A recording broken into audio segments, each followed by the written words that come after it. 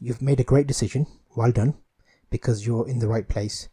You've got your camera, you're looking for research online, you're checking YouTube videos out to find out what to do, how to do things. So this is the beginning.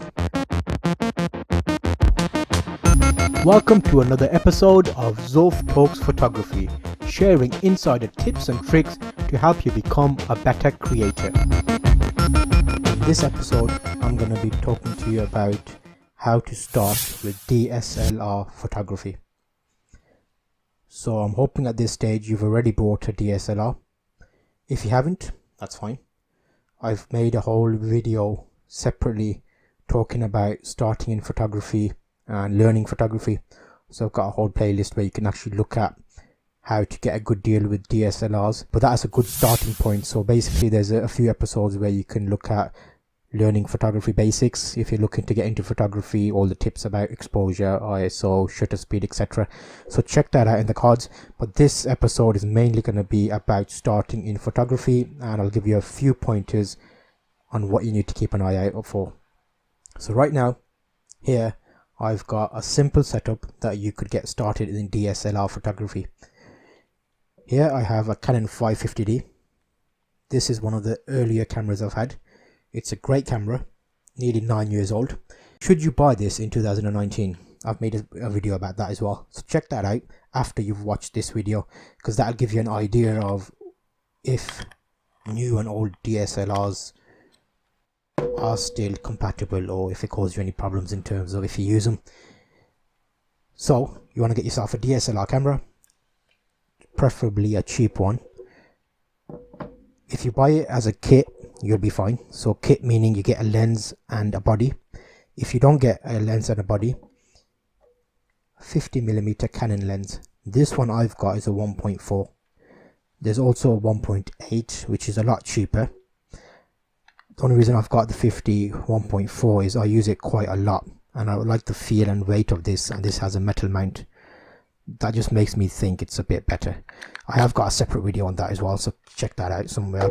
Maybe I'll compile a list together, because my plan is to make a playlist of videos to cover the whole spectrum. So if you're looking to start in photography from the start, getting the camera and kind of work your way through, so you can actually watch the whole series and you won't need to go into separate videos. So that's in working. 50mm body. As soon as you get it, you mount it together and you should be ready to go.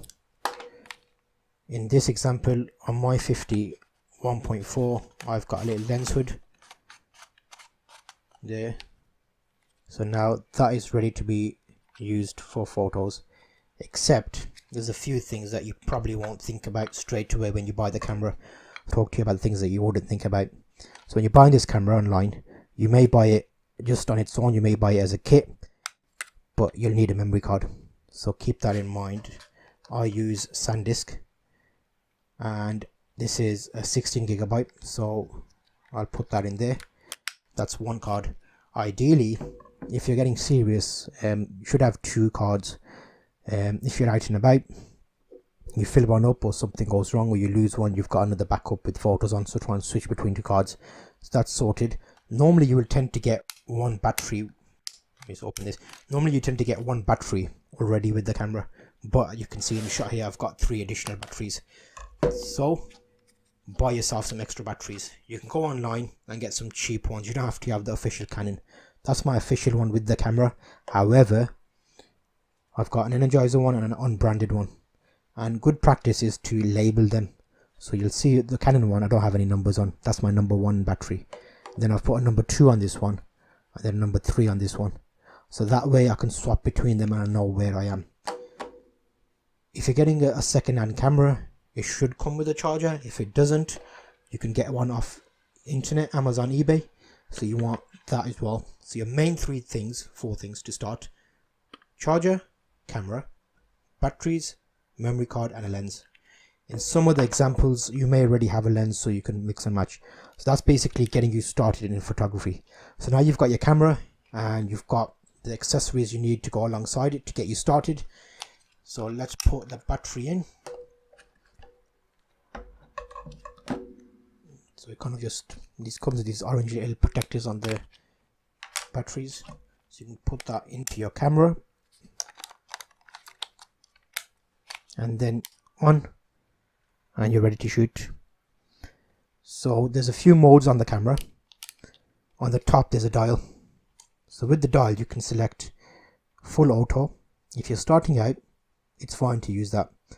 When I started out, I used manual.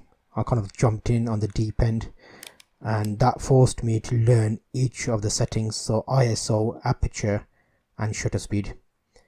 But what I'll do is I'll link you to a video for that, because I kind of explain with example photos what each of the settings does. So having a high ISO versus a low ISO, fast shutter speed versus slow shutter speed, what that actually means in terms of photos. So check those out in the Learn Photography series. But this is basically you getting started. So you've made a great decision, well done, because you're in the right place. You've got your camera, you're looking for research online, you're checking YouTube videos out to find out what to do, how to do things. So this is the beginning.